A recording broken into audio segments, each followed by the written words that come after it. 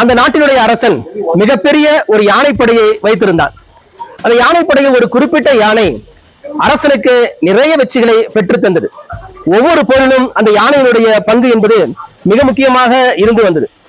பிறகு நீண்ட ஆண்டுகளுக்கு பிறகு வயதின் காரணமாக அந்த யானைக்கு அரசன் ஓய்வு கொடுத்தான்.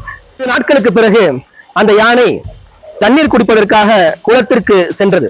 அப்போது சேற்றில் சிக்கி அந்த யானை வெளிவர முடியாமல் தவித்தது. இதை பார்த்த ஊர் பொதுமக்கள் எல்லாம் அமைச்சர்களிடம் சொன்னார்கள்.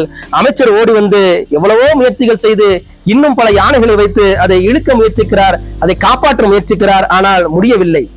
என்ன செய்வது என்று தெரியாமல் அரசரிடம் ஓடி சென்று இதுபோல் ஆகிவிட்டது, யானை சேற்றில் சிக்கிவிட்டது என்று சொன்னபோது அரசர் நிதானமாக அமைச்சர்களிடம் போர் முரசை அந்த யானைக்கு அருகே இசையுங்கள் என்று சொல்கிறார்.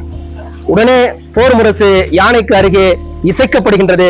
அதுவரை சேற்றிலிருந்து வெளிவர முடியாமல் தவித்த அந்த யானை ஒரு பெரிய மாற்றம் அதனுள் ஏற்படுகின்றது.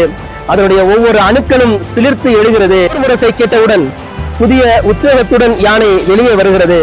அனைவரும் ஆச்சரியத்தில் வரவேற்கிறார்கள். நாமும் அப்படிதான். நம்மிடமும் நிறைய பலம் இருந்தாலும் சில சமயம் பலம் குன்றி வலிமை குன்றி நம்முடைய ஆற்றல் தெரியாமல் நாம் இருப்போம். ஆனால் யாரிடமாவது கிடைக்கக்கூடிய பாராட்டுரைகள், யாரிடமாவது கிடைக்கக்கூடிய உற்சாகமான வார்த்தைகள் நம்மை மீண்டும் வலிமை பெற செய்யும். நம் நண்பர்களிடமும் உறவுகளிடமும் உற்சாகமான ஊக்கம் பெறும் வார்த்தைகளை பயன்படுத்துவோம். உற்சாகம் பெற செய்வோம், ஊக்கம் பெற செய்வோம். நமது வார்த்தைகளால், நமது செயல்களால். வாழ்த்துக்கள்.